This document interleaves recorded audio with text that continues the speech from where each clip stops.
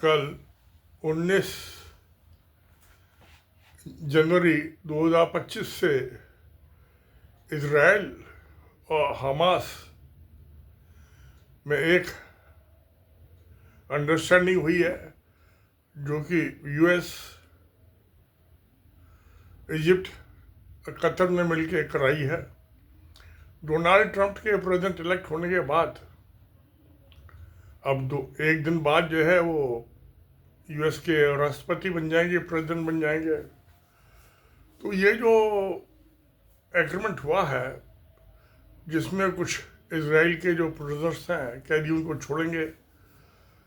क्या ये तो प्रिजनर और कैदी तो छूटते रहते हैं, पकड़े जाते रहते हैं, तो कोई इम्पोर्टेंट बात नहीं है। इम्पोर्टेंट बात यह है कि इजराइल और उसके पड़ोसी इलाकों की ज्योग्राफी बदल जाएगी। अब मैं आपको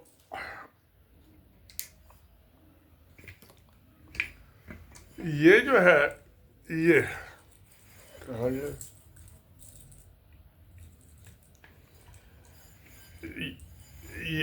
जो है यहाँ पे ये जो इजराइल है, इसने 1967 की वार के बाद जो वेस्ट बैंक होता था जॉर्डन रिवर का, वो जॉर्डन की लैंड थी, उसके ऑक्यूपेशन में वहाँ के मेजोरिटी जो रेजिडेंट थे वो पैलेस्टाइन थे।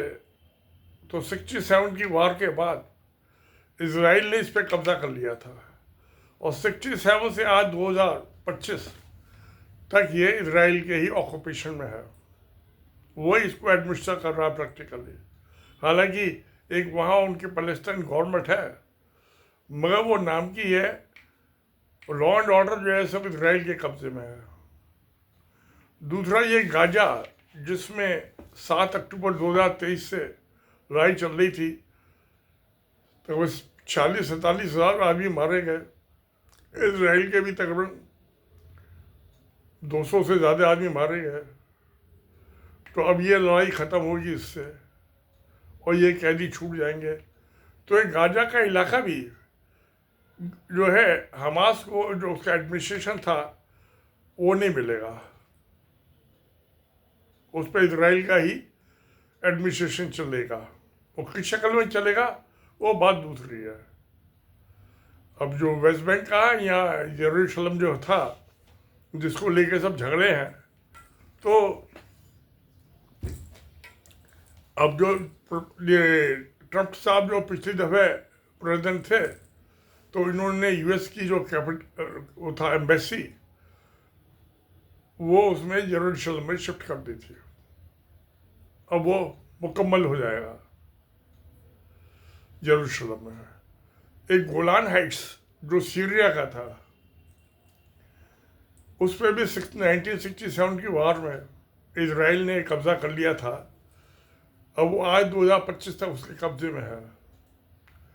और जो 2024 में उथल पुथल हुई सीरिया में, तो गोलान हाइट्स के साथ का जो और पहाड़ी इलाका है, जो कि उधर लेबनान से भी मिल जाता है, उसके भी बॉर्डर से मिल जाता है, उस पर भी इजराइल ने कब्जा कर लिया है। और जो उसकी कैपिटल है सीरिया की, उससे 20 किलोमीटर तक का जो इलाका है वो सब इजराइल के ऑक्यूपेशन में आ गया है। तो मुझे दिखाई दे रहा है कि ये इजराइल वेस्ट बैंक उसका अभी फिजिकल तो है ही, वो डी फैक्टो तो है, डी यूर भी हो जाएगा, कानूनी तौर पे भी इजराइल का हिस्सा हो जाएगा। तो 67 से अब तक जो है डी फैक्टो है। और ऐसे ही गोलान हाइट्स वो इलाका, और जो 2024 की जो इंटरनल सीरिया में कॉन्फ्लिक्ट हुए हैं, वो इलाका मिला के, जो कि इससे मिलता हुआ इजराइल से, वो इजराइल का पार्ट बन जाएगा। और ये इतने आदमी मरे हैं, इतनी लड़ाई हुई है, समझिए कि 7 अक्टूबर 2023 से और 24, तो ये तकरीबन 15 महीने 16 महीने की लड़ाई हुई है, बहुत आदमी मरे, नुकसान हुआ इसराइल का, तो गाजा को भी नहीं छोड़ने वाला। अब मैं समझता हूँ इसराइल का वहाँ रूल हो जाएगा, और ये टेररिस्ट आतंकवादी जो ग्रुप है जिनको ईरान सपोर्ट कर रहा था,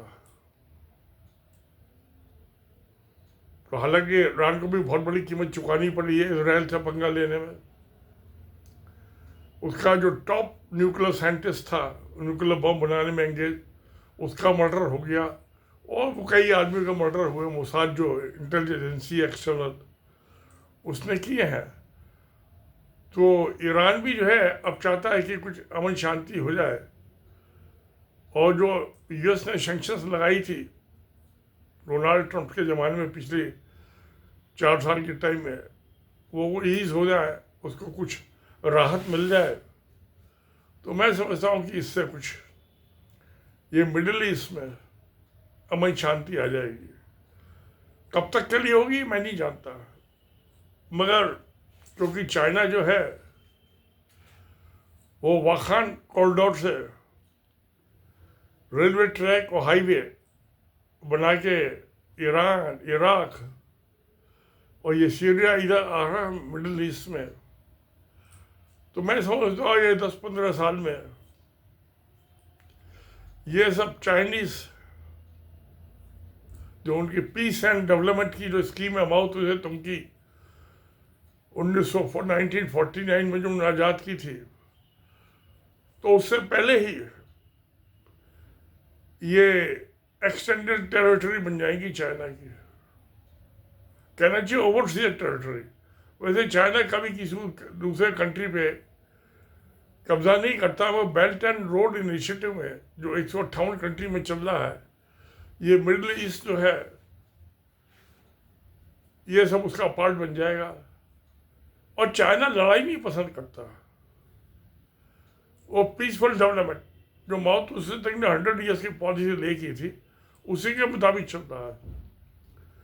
तो ये जो पीस ट्रीटी हुई है, अंडरस्टैंडिंग हुई है यूएस के, इजिप्ट के मदद से, तो अच्छी बात है, पीस हो जाए, शांति हो जाए, मारा मारी खत्म हो, और ये जो नए नए टेररिस्ट ग्रुप पैदा हो जाते हैं रोज रोज कुकुर मुत्ते की तरह से, ये ख़त्म हो।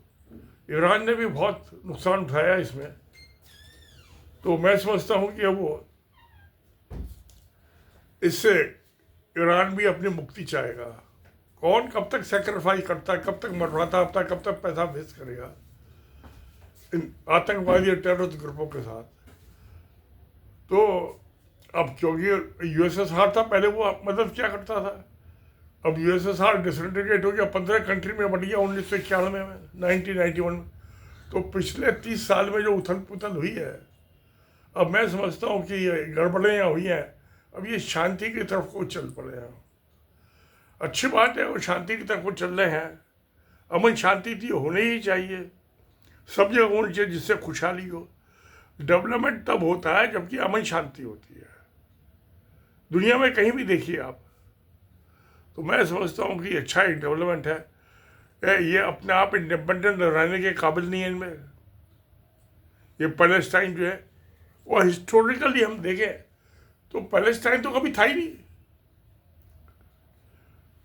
जो सोलोमन थे, मोजेस जो थे, उनकी इच्छा थी मैं वहाँ यरूशलेम पहुँचे नहीं कभी अपनी ज़िंदगी में। गोलान, ये सिनाई माउंटेन जो है इजिप्ट में, साउथ ऑफ इजिप्ट, वहीं पर उनकी डेथ हो गई। 40 साल रहे, उनके 2 बेटे हुए। वह उनके बाद जब 500 साल बाद 2023 में हुए थे, 3,500 पहले हुए थे मोसेस, उनके 500 साल बाद 3,000 साल पहले सोलोमन जो थे पहुंच गए थे वहाँ। बहुत पावरफुल किंग थे, शिवा से उन्होंने शादी की जो इथियोपिया की क्वीन थी। और ये पैलेस्टाइन, सीरिया, इजराइल, ये सब जो थे सोलोमन एम्पायर के हिस्से थे 3,000 साल पहले। उस टाइम तो इस्लाम आया ही नहीं था। इस्लाम को तो आज 1400 साल हुए हैं, तो किस बात का झगड़ा कर रहे हैं? क्रिश्चियनिटी को आए 200 साल, 2000 साल हुए हैं, जीसस क्राइस्ट को। तो मैं समझता हूँ सब बेकार के झगड़ेबाजी है, झंझटबाजी है, सब अमन शांति रहे। तो डोनाल्ड ट्रंप की मदद से, यूएस के प्रेसिडेंट की, इस अगले 1-2 साल में पीस कायम हो जाएगी मिडिल ईस्ट में। इनको पैलेस्टाइन को कोई अरब कंट्री नहीं पसंद करता, क्योंकि सबसे झगड़ा करता। जॉर्डन का जो किंग था उसने इनको मार के भगाया था। जब ये जो आज का प्रेजेंट किंग है, इसके फादर से जब आगे किंग, क्योंकि ये किंग को बदलने की कोशिश कर रहे थे बाय वायलेंस। तो इनको कोई पसंद नहीं करता। एक्चुअली ये है ही नहीं है, कोई पैलेस्टाइन नाम की कोई कंट्री रही नहीं कभी हिस्ट्री में, नेवर। जब हुई नहीं तो मैं किस बात का झगड़ा? सीरिया, इजराइल, जॉर्डन, ये सारे जो तो सोलोमन एम्पायर के हिस्सा थे। अब वो यहूदी थे, जूस। इस्लाम तो पहले ही नहीं हुआ था। तो मैं समझता हूँ ये सब बेकार की झगड़ेबाजी, चलो अच्छी बात है। अब ये कल 19 जनवरी से ये लागू हो गया, कुछ आदमियों को छोड़ रहा है, फेजेज में आस्ता आस्ता छोड़ देंगे। कैदियों को बेचारों ने 14-15 महीने, 16 महीने कैद में काटे हैं, दुख पाया है। अपने परिवारों के पास जाएंगे, परिवारों में खुशी आएगी, फैमिली खुश होंगे, उनके बीवी बच्चे खुश होंगे। अच्छी बात है, होना चाहिए खुशी। तो जिंदगी का, जीवन जीने का मतलब ही खुशी है, हैप्पीनेस। तो मैं समझता हूँ जो हो रहा है बहुत अच्छा हो रहा है। तो सत्य में जयते। नमस्कार, धन्यवाद।